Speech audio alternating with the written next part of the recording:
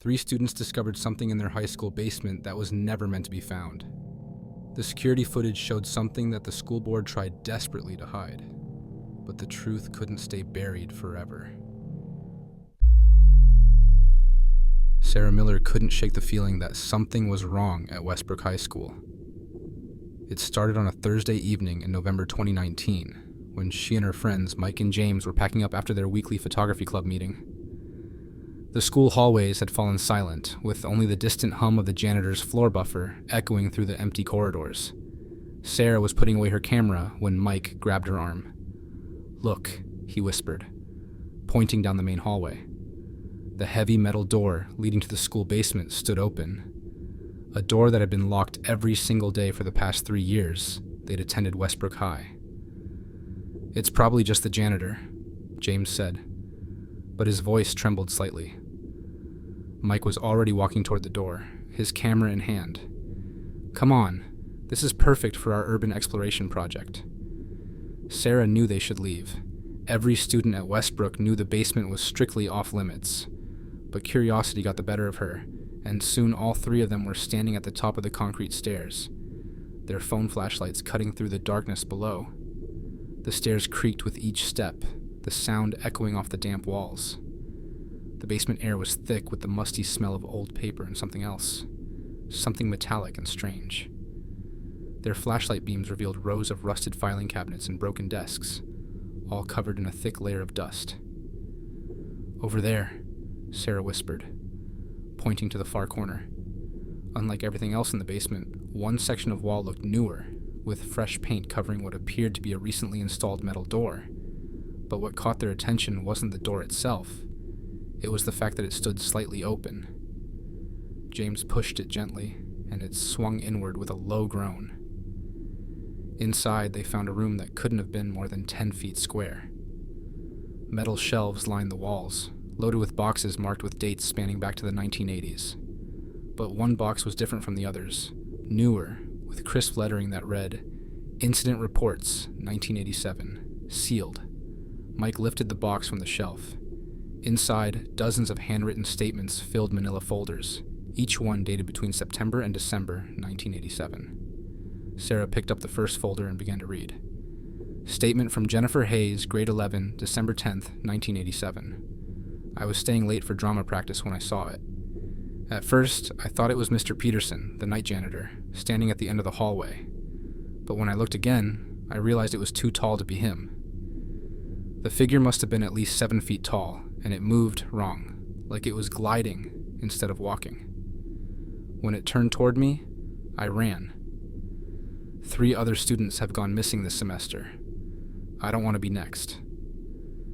Sarah's hands shook as she read statement after statement, each describing similar encounters. But it was what they found at the bottom of the box that made their blood run cold. A VHS tape labeled "Security Footage, December 15th, 87. James pulled out his portable DVD player with its built-in video converter, a gift from his tech-obsessed father that was about to prove more valuable than any of them could have imagined. They huddled around the small screen as the tape began to play. The footage showed an empty hallway, the timestamp reading 9:47 p.m. For almost a minute, nothing moved. Then, a figure appeared at the edge of the frame. Sarah felt her heart stop. The figure was impossibly tall, its movements smooth and unnatural, as if it were floating just above the ground. A student walked into frame. Sarah recognized the uniform as Jennifer Hayes from the statement. The figure turned toward her, and for a brief moment the camera caught its face, or rather the absence of one. The footage ended in a burst of static. The next morning, all 3 students were called to Principal Walker's office. He explained that they had triggered a security alarm in a restricted area, but their punishment would be waived if they agreed to never speak about what they found. When they checked their phones and cameras later, every photo and video from that night had been corrupted. But that's not what keeps Sarah awake at night. It's not the missing files or the sealed records that haunt her. It's the fact that every few weeks, just as the sun sets and the hallway's empty, she catches glimpses of something tall and smooth gliding past the photography club room, and sometimes when she's developing photos in the darkroom, she swears she can hear the sound of something scratching at the door. But that's not the only disturbing incident that's been covered up by school authorities. David Chen had been working as a security guard at Lincoln Memorial High School for just 3 weeks when he disappeared. His final log entry, written at 2:17 a.m. on a Tuesday morning in October, simply read, "Something's wrong with the cameras in the East Wing. Going to check." The school hired David after the previous night guard quit without notice. He seemed perfect for the job. Former military, responsible, and unfazed by working alone at night. During his interview, the principal mentioned that the previous guard had complained about technical issues with the security system, but assured David these problems had been fixed. His first 2 weeks were uneventful. He'd make his rounds every 2 hours, check the doors, and monitor the security feeds from his small office near the gymnasium. But during his 3rd week, things changed. It started with the cameras in the East Wing, where the art classrooms were located. Every night around 2 a.m., camera E7 would show strange visual distortions. At first, David assumed it was just interference, but then he noticed something odd. During these distortions, the classroom doors would appear to open and close on their own.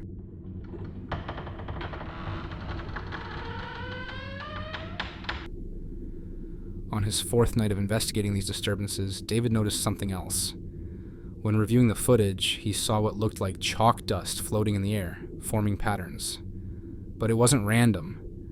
The dust was writing words on the classroom blackboards.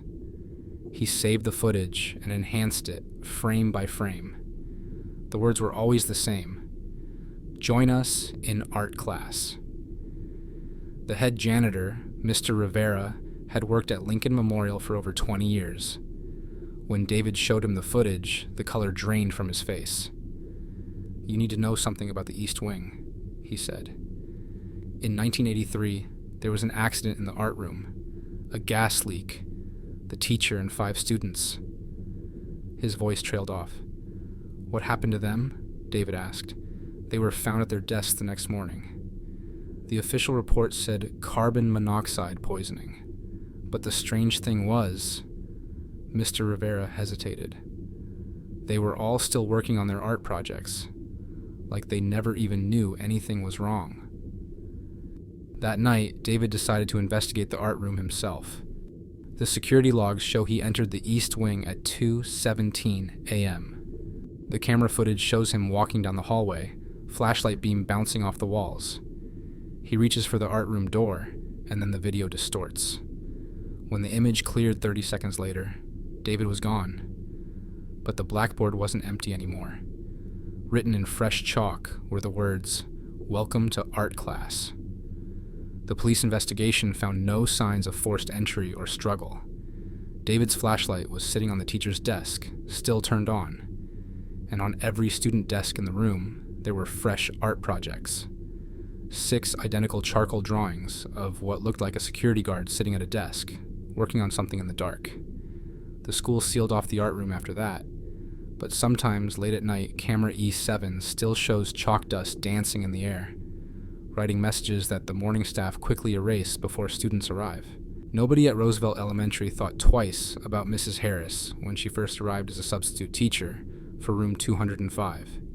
The regular teacher, Miss Thompson, had called in sick with a severe case of the flu, and the school needed someone immediately.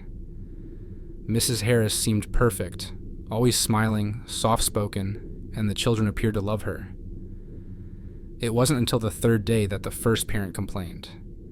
Little Emma Chen had come home unusually quiet, clutching a drawing she'd made in class. When her mother asked about it, Emma burst into tears.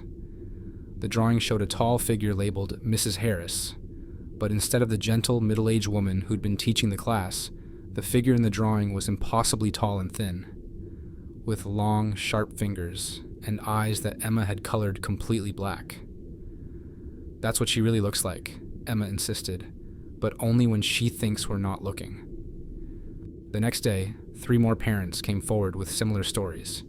Each child had drawn Mrs. Harris the same way: elongated limbs, black eyes, and what one student described as a smile that goes all the way up to her ears.